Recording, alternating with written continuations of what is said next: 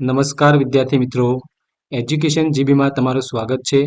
જો તમને મારો આજનો આ વિડીયો ગમે તો વિડીયોને લાઇક કરજો, શેર કરજો અને ચેનલને સબસ્ક્રાઇબ કરજો. તો ચાલો જોઈએ ધોરણ 3 પર્યાવરણ વિષયના એકમ નંબર 14 આપણો ખોરાક. બાળ મિત્રો, અહીં તમે ચિત્ર જોઈ શકો છો કે એક વેણુનું કુટુંબ અને બીજું છે રાણીનું કુટુંબ.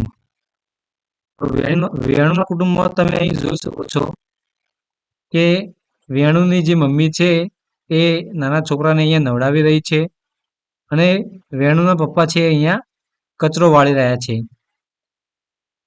પછી નીચે ઘરના બધા સભ્યો છે એ સાથે મળીને જમી રહ્યા છે અને અહીંયા એના નીચે જોઈ શકો છો કે વેણુ છે એ સાયકલ ચલાવી રહી છે અને એના મમ્મી પપ્પા બંને સાથે બેસીને છાપું વાંચી રહ્યા છે. હવે વાત કરીએ રાણીના કુટુંબની. તો રાણીના કુટુંબમાં રાણીની મમ્મી છે એ રસોઈ બનાવી રહી છે. અહીંયા રાણી છે એ એના પપ્પા અને ભાઈને બંનેને જમવાનું પીરસી રહી છે. અને ત્રીજા ચિત્રમાં રાણી અને એની મમ્મી કામ કરી રહ્યા છે, જ્યારે એના પપ્પા છે બેઠા બેઠા છાપું વાંચી રહ્યા છે.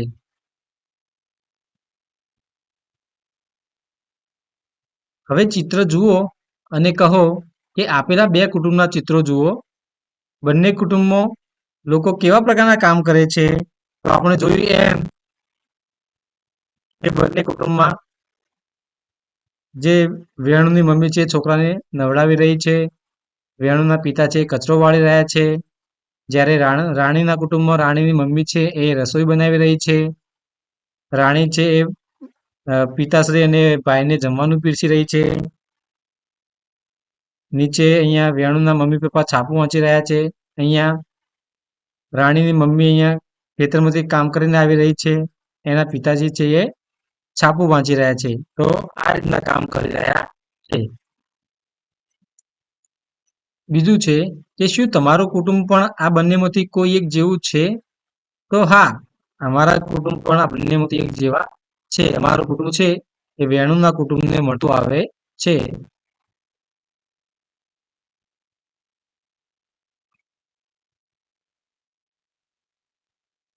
હવે વિચારો અને લખો. તમારા કુટુંબના સભ્યો બધા સભ્યો સાથે જમે છે? જો ના તો કેમ? તો અહીં તમારે તમારા કુટુંબના સભ્યો બધા સાથે જમતા હોય તો હા લખવાનું, ના જમતા હોય તો ના લખવાનું અને એનું કારણ પણ અહીંયા લખવાનું છે. તો અહીંયા હા, મારા બધા કુટુંબના સભ્યો છે એ સાથે મળીને જમે છે. બીજો પ્રશ્ન છે કે તમે રસોઈ કામમાં કઈ કઈ મદદ કરી શકો છો? તો અહીંયા તમે રસોઈ કામમાં જે કામ કરતા હોય એ અહીં લખવાનું છે. જેમ કે શાકભાજી સમારવું, બટાકા બાફેલા હોય તો એની છાલ ઉતારવી, જમવાનું પીરસવું વગેરે. હવે ત્રીજો પ્રશ્ન આપેલો છે કે કુટુંબમાં રસોઈ કામમાં કોણ મદદ કરતું નથી અને કેમ? તો અહીંયા તમારા કુટુંબમાં રસોઈ કામમાં જે મદદ ના કરતું હોય એનું નામ અહીં લખવાનું છે અને કેમ નથી કરતું તો એ પણ લખવાનું છે.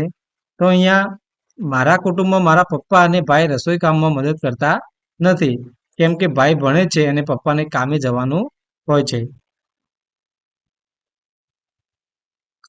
હવે આપેલું છે કે પૂછો અને લખો. અહીં કેટલાક કામ જણાવેલા છે. તમારા ઘરમાં અને તમારા મિત્રના ઘરમાં તે કામ કોણ કરે છે તે પૂછો અને નોંધ કરો. તમે પણ યાદીમાં બીજા કામ ઉમેરી શકો છો. તો અહીંયા કામ આપેલા છે અને તમારા ઘરમાં આ કામ કોણ કરે છે અને તમારા મિત્રના ઘરમાં આ કામ કોણ કરે છે એ અહીં લખવાનું છે. જેમ કે છે રસોઈ બનાવવી, તો મારા ઘરમાં મમ્મી રસોઈ બનાવે છે, જ્યારે મિત્રના ઘરમાં પણ મમ્મી જ રસોઈ બનાવે છે.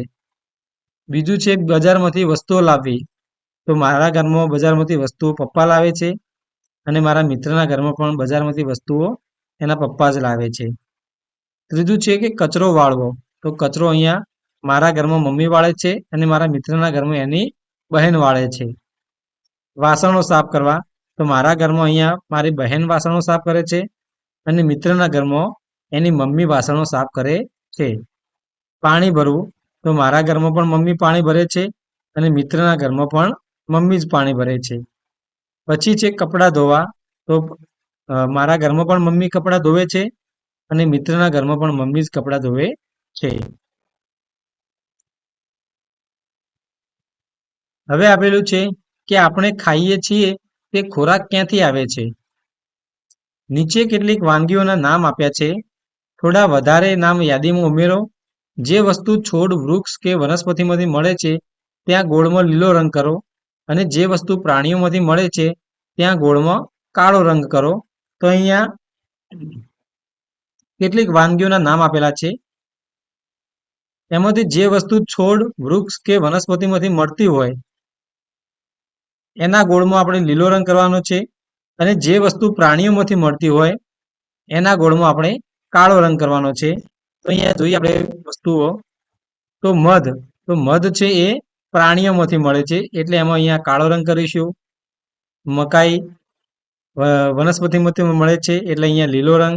પાલક પણ વનસ્પતિમાંથી મળે છે એટલે અહીંયા લીલો રંગ. ઈંડા એ પ્રાણીઓમાંથી આવે છે એટલે અહીંયા કાળો રંગ. ટામેટા એ વનસ્પતિમાંથી આવે છે એટલે અહીંયા લીલો રંગ. હળદર એ પણ વનસ્પતિમાંથી મળે છે એટલે અહીંયા લીલો રંગ. દૂધ છે એ પ્રાણીઓમાંથી મળે છે એટલે અહીંયા કાળો રંગ. બટાટા છે એ વનસ્પતિમાંથી મળે છે એટલે અહીંયા લીલો રંગ. માંસ છે એ પ્રાણીઓમાંથી મળે છે એટલે અહીંયા કાળો રંગ. ડુંગળી છે એ વનસ્પતિમાંથી મળે છે એટલે અહીંયા લીલો રંગ. માછલી એ પ્રાણીમાંથી મળે છે. લીંબુ છે એ વનસ્પતિમાંથી મળે. અજમો વનસ્પતિમાંથી મળે. કેળા છે એ વનસ્પતિમાંથી મળે. ઘી છે એ પ્રાણીઓમાંથી મળે છે. છાશ એ પ્રાણીઓમાંથી મળે છે. મરચાં છે એ વનસ્પતિમાંથી મળે છે. ધાણા પણ વનસ્પતિમાંથી મળે છે. બીટ અને જામફળ પણ વનસ્પતિમાંથી મળે છે. હવે આપેલું છે કે વિચારો અને લખો. તમે જ્યારે બીમાર પડો ત્યારે વનસ્પતિમાંથી બનતી દવા લો છો. તમે જ્યારે બીમાર પડો ત્યારે વનસ્પતિમાંથી બનતી દવા લો છો. તો અહીંયા લખેલું છે કે ઈજા થાય ત્યારે આપણે અહીંયા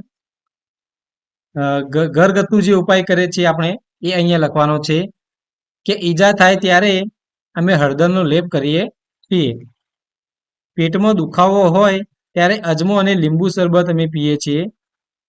શરદી અને ઉધરસ હોય તો આદુ, તુલસી અને ઉકાળો કરીને એનો પીએ છીએ. જ્યારે દાંતમાં દુખાવો હોય ત્યારે મોઢામાં લવિંગ મૂકીએ છીએ અથવા લવિંગનું તેલ આપણે મોઢામાં લગાવીએ છીએ દાંત પર.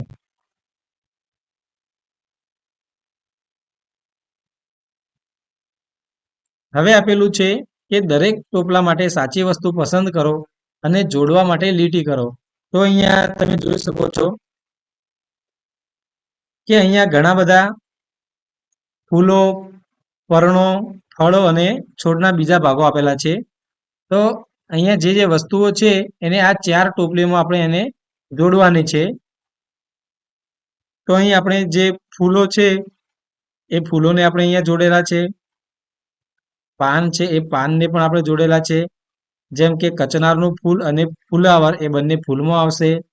જ્યારે પાલક અને મીઠો લીમડો છે એ બંને પાનની ટોપલીમાં આવશે. પછી ફળો, તો કેરી છે, ફણસ છે, આમળા છે, કેળું છે, આ બધા ફળ છે તો એ ફળોવાળી ટોપલીમાં આવશે. જ્યારે ફણસી છે, કમળનું પ્રકાંડ છે, આદુ છે, ગાજર છે, ચણા છે, રાઈ છે, બટાટા છે, મૂળો છે, આ છે એ છોડના બીજા ભાગોમાં આવશે અને આ રીતે આપણે આને જોડવાનું છે.